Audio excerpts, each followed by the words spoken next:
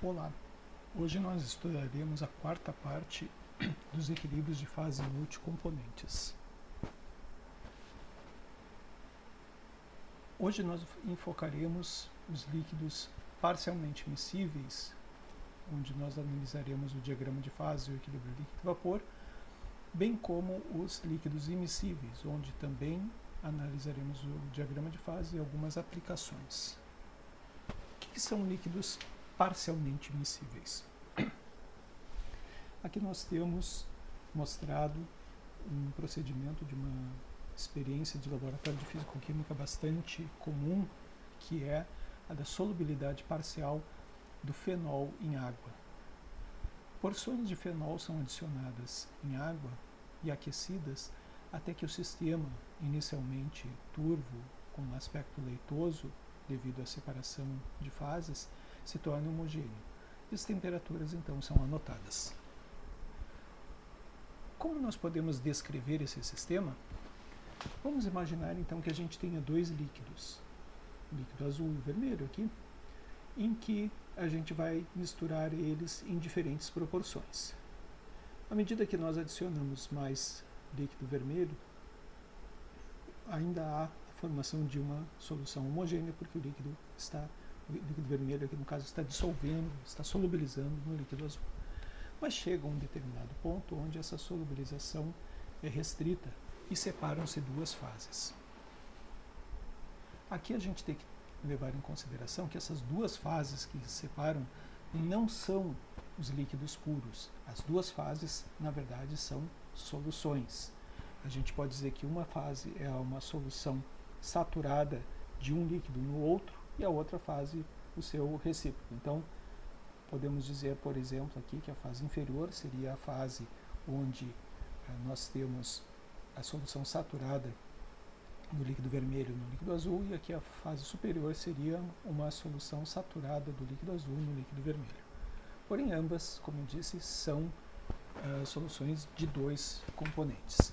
À medida que nós adicionamos um pouco mais desse líquido vermelho, nós estamos aumentando a proporção entre o líquido superior, da camada superior e da inferior, ou a mistura da camada superior e da camada inferior.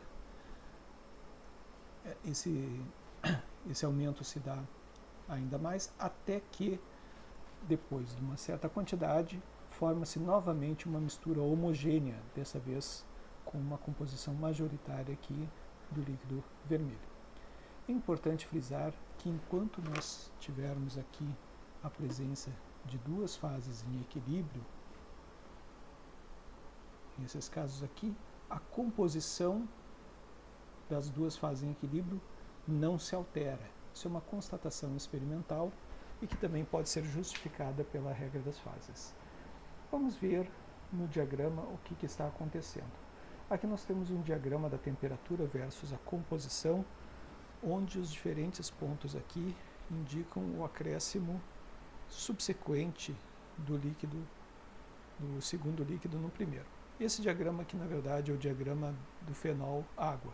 Então aqui nós temos a água pura, o acréscimo de fenol até uma determinada quantidade vai propiciar a formação de uma solução de fenol em água homogênea. A partir de uma determinada quantidade de fenol vão se separar duas fases, uma rica em água, outra rica em fenol. A proporção dentre essas duas fases é dada pela regra da alavanca, como nós vamos investigar um pouco mais detalhadamente. A partir desse ponto aqui, a adição posterior de fenol na água leva à formação de uma fase homogênea, apenas uma fase, que é uma fase muito mais rica em fenol. Então, nós podemos repetir o mesmo procedimento para temperaturas mais superiores. A gente vê que os pontos característicos das fases em equilíbrio se alteram, até que num determinado ponto aqui, numa determinada temperatura, os pontos característicos das fases em equilíbrio ficam apenas em um ponto, que seria o ponto crítico, ou temperatura essa aqui, crítica de solubilidade. No diagrama, então, resumidamente, a gente tem regiões onde o sistema é homogêneo, uma fase só, e regiões onde há uma mistura heterogênea, duas fases. No caso do fenol e água a 50 graus Celsius, A fase 1 ela se dá com uma proporção de 11% de fenol e, portanto, 89% de água.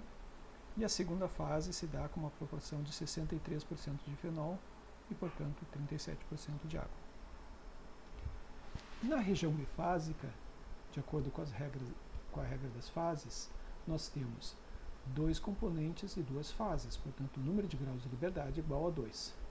Quando a pressão for mantida constante, significa que o número de graus de liberdade, mesmo descontada a pressão, portanto, é igual a 1. Ou seja, a temperatura vai fixar a composição de ambas as fases. Vamos ver uma aplicação da regra da alavanca para esse cálculo quantitativo. Vamos imaginar então que o ponto característico do sistema, a quantidade de fenol no sistema como um todo, seja dado pelo ponto C.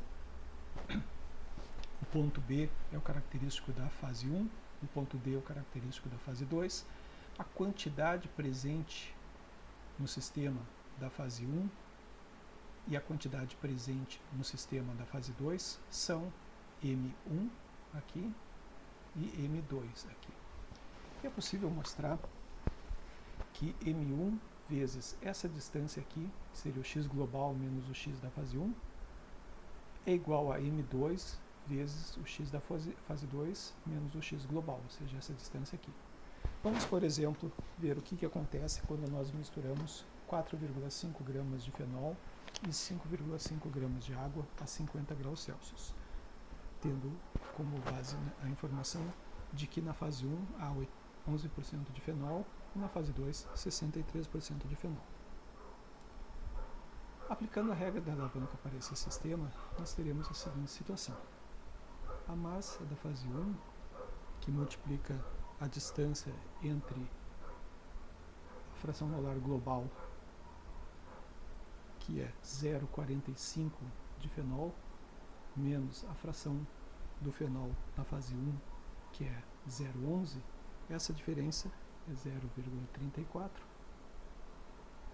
é igual à massa da fase 2, que multiplica a diferença entre 0,63, que é a fração de fenol na fase 2, e 0,45, que é a fração de fenol global. Essa diferença aqui vai dar 0,18. A massa da fase 1, portanto, é igual a 0,18 dividido por 0,34, ou seja, 0,53 vezes a massa da fase 2. Considerando que a massa da fase 1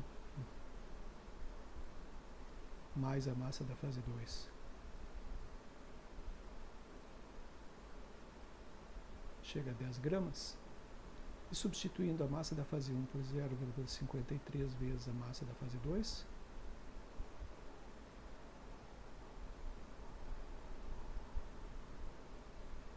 nós conseguimos determinar a massa de cada uma das fases. Determinamos que a massa da fase 1 vai ser igual a 3,46 e a massa da fase 2 6,54. Agora, em cada uma das fases, nós temos que levar em consideração a proporção de fenol e água. Na fase 1, desses 3,46, nós temos que 11% é fenol, portanto, 0,38 gramas de fenol. O restante é água, portanto, 3,08 gramas de água. O fenol, isso aqui é água. Na fase 2, desses 6,54 gramas, nós temos que 63% são fenol, portanto, 4,12 gramas de fenol. E o restante, 2,42 gramas, vai ser água. Se nós considerarmos a soma do fenol na fase 1 e na fase 2, tem que exatamente dar as 4,5 gramas do fenol adicionado. Se nós somarmos a quantidade de água na fase 1 e na fase 2, também tem que dar igual aos 5,5 gramas de água que foi adicionado. Ou seja, através da regra da alavanca, nós conseguimos não apenas a proporção como também a composição detalhada de cada uma das fases em equilíbrio. E aqui está resumido o que nós chegamos com a resolução desse problema. Vamos falar um pouquinho sobre o efeito da temperatura em líquidos parcialmente miscíveis. No sistema água-fenol, o aumento da temperatura vai propiciar um aumento da solubilidade mútua, que é visto aqui pela diminuição da região onde os líquidos são parcialmente miscíveis. Em alguns sistemas, como água e trietilamina, ocorre o contrário. O aumento da temperatura vai propiciar a separação ainda maior entre as fases. Nesse caso aqui a gente diz que existe uma temperatura crítica superior e nesse caso aqui nós dizemos que existe uma temperatura crítica inferior. Determinados sistemas, como água e nicotina sob pressão, por exemplo, possuem, na verdade, temperaturas críticas superiores e inferiores. Isso pode ser utilizado, por exemplo, para a separação da nicotina dissolvida em água. A altíssimas temperaturas e pressões, a gente tem um sistema homogêneo. Baixando a temperatura, nós temos a separação de duas fases. Uma fase com pouca nicotina e bastante água, uma fase com maior quantidade de nicotina, que pode ser separada fisicamente para obter a nicotina um pouco mais pura. Quando nós temos a temperatura um pouco mais elevada e a pressão um pouco mais baixa, nós temos, junto com o equilíbrio entre fases líquidas, também o aparecimento, a altas temperaturas, do equilíbrio entre líquido e vapor. A gente pode imaginar conceitualmente o que vai acontecer à medida que a gente vai diminuindo aqui a pressão. Esse diagrama do equilíbrio líquido-vapor vai baixar até coalescer com esse diagrama do equilíbrio líquido-líquido. E aí nós temos esse diagrama aqui, que comumente é chamado como um diagrama de orelhas de coelho. Ele mostra a seguinte situação. A altas temperaturas, nós temos uma fase vapor, onde os dois componentes se encontram em qualquer proporção. Vamos imaginar agora o que acontece se esse vapor aqui vai ser resfriado. Quando o vapor aqui é resfriado, vai depender muito de qual é a composição da mistura vapor. Vamos imaginar que a composição da mistura vapor seja dada ao longo dessa linha aqui, A, B, C, D, E, começando aqui a altas temperaturas no ponto E. À medida que a temperatura diminui, quando nós chegamos aqui no ponto D, vai se formar o primeiro líquido. Esse líquido aqui vai ter essa composição aqui, a composição de uma mistura rica no componente B. À medida que, em equilíbrio com uma fase vapor que tem essa composição aqui, à medida que a gente vai diminuindo a temperatura, a composição da fase vapor migra ao longo desta curva e a composição da fase líquida em equilíbrio com o vapor migra ao longo desta curva. Aqui no ponto C nós temos então uma dada quantidade de vapor e uma dada quantidade de líquido que podem ser calculados mediante a regra da alavanca. Aqui em B nós temos que essa região entre líquido e vapor está desaparecendo. Na verdade, aqui nós temos o surgimento em B de três fases, F, G e H. F aqui corresponde ao surgimento da outra fase líquida, ou seja, aqui até esse ponto aqui nós temos o equilíbrio entre o vapor e o líquido rico em B. A partir dessa temperatura aqui nós temos o surgimento do líquido rico em A, L1. E esse ponto aqui é um ponto invariante. À medida então que o sistema vai convertendo, ele vai permanecer com essa temperatura constante enquanto todo o vapor, caracterizado com essa quantidade aqui, vai sendo convertido nos dois líquidos, caracterizados pelo ponto H e pelo ponto F. Abaixo do ponto B, nós temos então a formação, a presença de duas fases líquidas, L1, rica no componente A, L2, rica no componente B. Aqui em A, por exemplo, a composição do L2 rica no componente B é J, a composição do L1 rica no componente A é I, e a proporção e a quantidade de cada componente presente no equilíbrio pode ser dada pela regra da alavanca conforme o exercício que nós acabamos de resolver. Agora vamos pensar num sistema de líquidos immiscíveis. O que são líquidos immiscíveis? Os líquidos immiscíveis são aqueles que absolutamente não se misturam. Na verdade, sempre existe uma pequena, minúscula solubilização de um líquido no outro, de modo que a gente pode imaginar líquidos immiscíveis como o limite dos líquidos parcialmente miscíveis, quando aquela região de solubilidade mútua abrange de não solubilidade mútua, abrange praticamente todo o diagrama, ou seja, as regiões solúveis acabam desaparecendo nos dois extremos do diagrama. E praticamente em todas as composições o sistema apresenta duas fases líquidas. Isso aí é extremamente importante, por exemplo, na extração de óleos essenciais, como por exemplo o eugenol do cravo, ou então o mentol.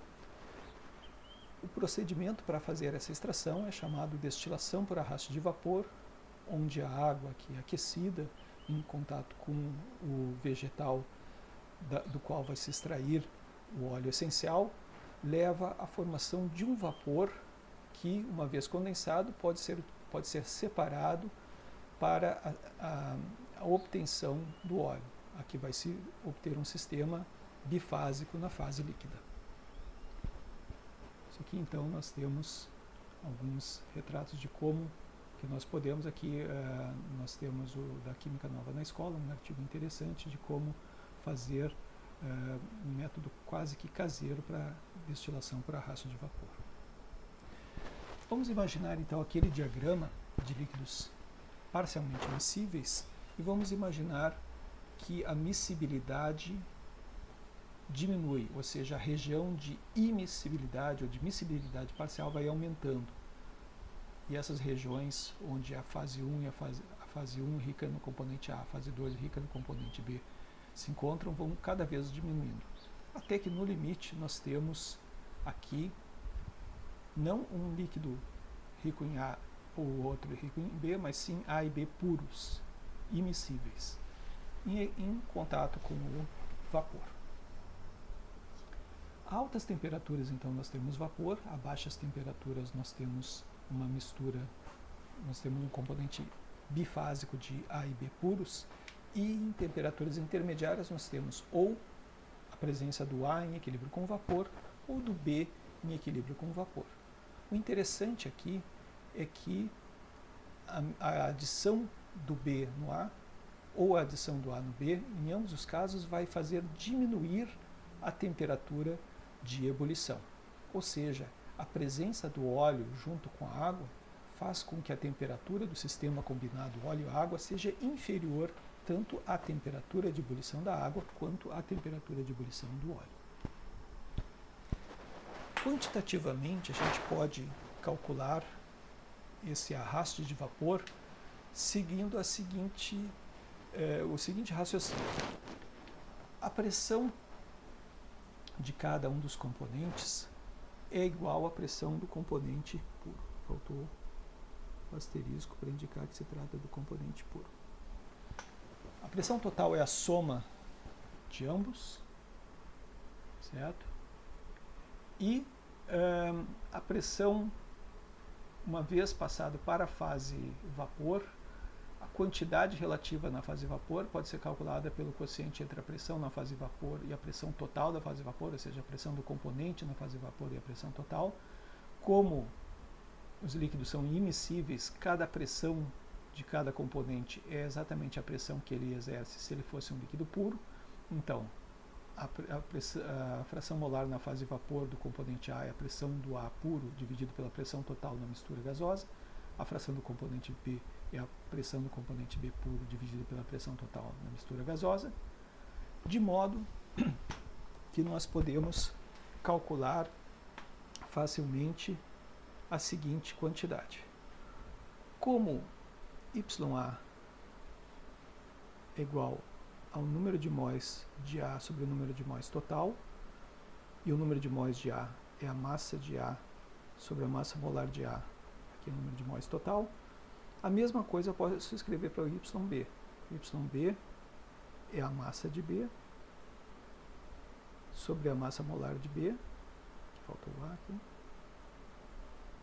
massa molar de B, o número de mols total. Se nós dividirmos YA sobre YB, nós teremos PA sobre PB, PA puro sobre PB puro. E dividindo YA por YB aqui, nós teremos MA sobre massa molar de A, dividido por MB sobre massa molar de B. Passando as massas molares para o outro lado, a gente tem que o quociente entre a massa de A e a massa de B na fase vapor é igual ao quociente do produto massa molar de A, pressão do A enquanto líquido puro, dividido pela massa molar de B, pressão do B enquanto líquido puro. Vamos aplicar esse raciocínio aqui para calcular as quantidades relativas que nós temos numa destilação por arraste de vapor envolvendo um óleo essencial nas seguintes condições. Ao se aquecer uma mistura de água com óleo vegetal, notou-se que o sistema entrou em ebulição a 94 graus Celsius e que a mistura vapor, uma vez recolhida e condensada, mostrou uma composição de 70% em peso de óleo vegetal. Sabendo-se que a pressão total medida no local da experiência foi 752 torr e que as tabelas de pressão de vapor indicam para 94 graus Celsius uma pressão de vapor de água de 612 torr, calcule a massa molar do óleo. Esse exercício aqui pode ser resolvido com a aplicação direta de fórmulas. Composição de 70% em peso de óleo vegetal significa que de cada 100 gramas que nós tirarmos, 70 gramas serão a massa do óleo e 30 gramas serão da água. Portanto, a massa do óleo sobre a massa da água vai ser a massa molar do óleo, pressão do óleo puro, massa molar da água, pressão da água pura. A massa do óleo, então, sobre a massa da água seria 30 sobre 70. A massa molar da água, 70 sobre 30 aqui. Aqui é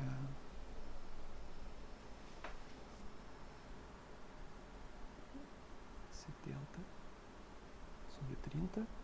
Aqui a gente teria a massa molar do óleo, que é a nossa incógnita. Aqui a gente teria a pressão do óleo. Qual é a pressão do óleo? A pressão do óleo é a seguinte: se a pressão medida no local da experiência foi 752 torr e a pressão de vapor da água é de 612 torr, a pressão do óleo é a diferença entre a pressão total, 752, e a pressão de vapor da água, que é 612. Portanto, essa aí vai ser 140. A massa da água, massa molar da água é 18, como nós sabemos, e a pressão de vapor da água, 612. Com isso, nós podemos encontrar a massa molar do óleo, que vai dar 183,6 gramas por mol.